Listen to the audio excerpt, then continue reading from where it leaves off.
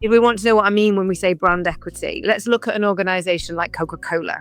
If you look at their balance sheet, they've got huge amounts of infrastructure where they're making brown liquid. They've got huge amounts of investments in sugar and the future of no sugar drinks. They've kind of got all of these. The single most important aspect of that business in its growth and its sustainability long term is the value of its brand. Is how it makes people think and feel and where it meets them in their moment of need and how well it meets them. They'll shift their positioning briefly over time, but ultimately it's very intuitive to the audience to know when that brand plays a role in their lives. Cinemas, sports games, refreshment at the end of the day. And this is the thing in behavioral health.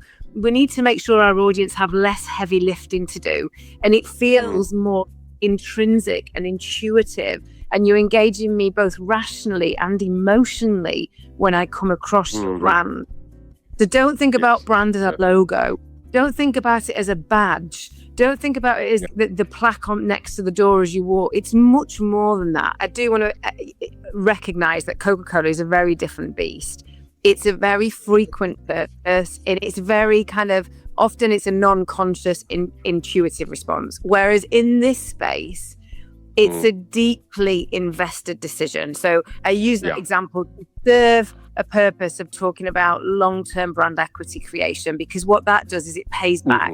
And it means that the way you were describing about these behavioral health centers that have kind of got similar offerings, I'll hear it's talked about in very rational terms. And yet when we're meeting the audience that we want to meet, we're meeting them in a very emotional need state. So brands that will do well in this space will meet those rational needs, but will kind of find a way of meeting the audience where they are.